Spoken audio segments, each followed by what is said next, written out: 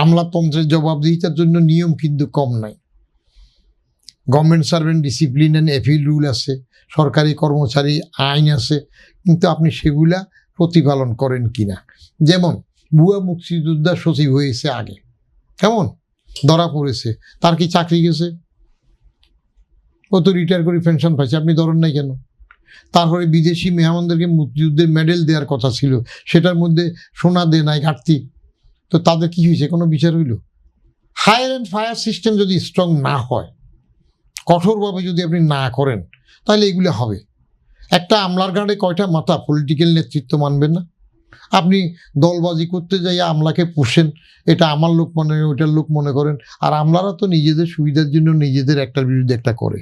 হ্যাঁ, এই যে বিএনপির প্রথম আমল, খালেদা জিয়ার আমলে প্রথম পদোন্নতি 8ই ফেব্রুয়ারি 92 দিল, সেখানে এইভাবে দলবাজ করে আপনি এসএসবি যেটা আছে, সুপিরিয়র সিলেকশন বোর্ড, সেখানে ওটাকে আমি মাঝে মাঝে বলি আইএসবি। আমার 3টা বই আছে।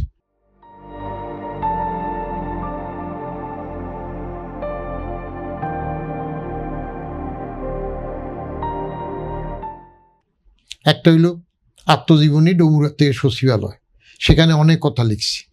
তারপরে আরেকটা সরকারি চাকরিতে আমার অনুভূতির সমগ্র 7টা বইয়ের একটা কালেকশন, প্রথম সিরিজ বই লিখেছি সরকারি চাকরির অনুভূতি।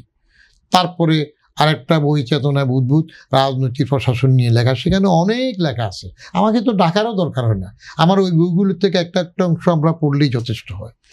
আপনি সিস্টেমের মধ্যে শক্ত লোক দিবেন কিনা। রাজনৈতিক নেতৃত্ব আমলাতন্ত্রের মধ্যে ভারসাম্য কিভাবে বজায় রাখা যেতে পারে? ভারসাম্য কিসের? পলিটিক্যাল মাস্টার্সের সাথে ব্যুরোক্রেট সার্ভেন্টসের ভারসাম্য কেন হবে? সিদ্ধান্ত নিবে পলিটিক্যাল মাস্টার্স, রাজনৈতিক সরকারের মন্ত্রী সিদ্ধান্ত ক্ষেত্র বিশেষ তো আমরা অতীতে অনেক দেখছি যে আমলারা সিদ্ধান্ত নেন, রাজনীতিবিদরা সেটা বাস্তবায়ন। আপনি যদি শুনেন, আর মন্ত্রী যদি দুর্বল হয়, মন্ত্রী যদি লেখাপড়া না করে, বুঝতে না চায়, দুইভাবে একভাবে হইতে হবে, হয়তো ধারে কাটতে হবে, না হলে ভারে কাটতে হবে। কেমন?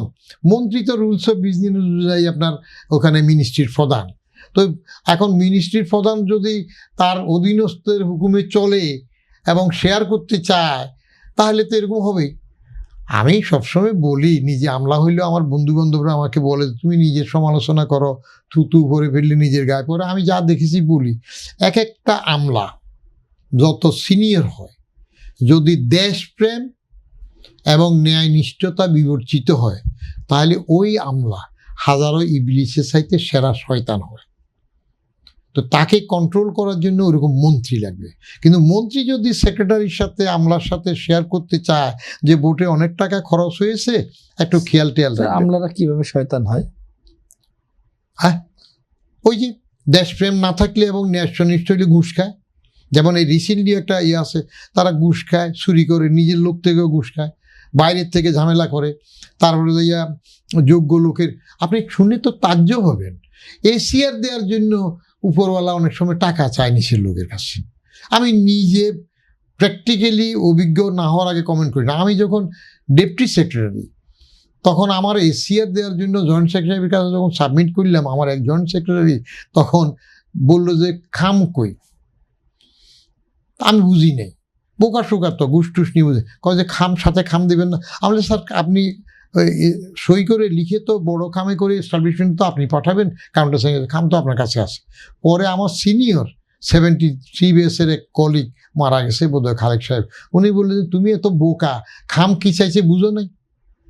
তারপরে আরেক বন্ধু, তো আপনি কি করবেন? নিজের কাকের মাংস কাকে খায়, তারাই যদি এগুলা করে, আপনি বিচার হচ্ছে না তো।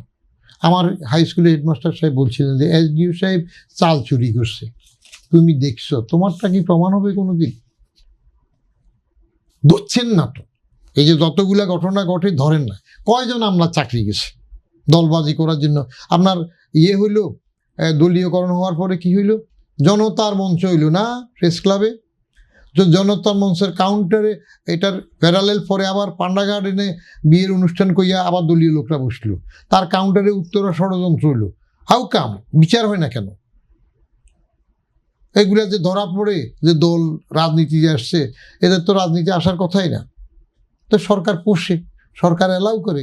ওই যে রিটায়ার করার পরে এটা আমার দল, আমার লোক কইয়ে তাকে নিয়ে আসে, দরকার নাই তো। আপনি চোখ বন্ধ করে নিউট্রাল পারফরমেন্স বেসড লোকজন দিয়ে আমলা চালাবেন কিনা, আপনি মন্ত্রী হয়ে সচিবকে তোষণ করবেন কিনা।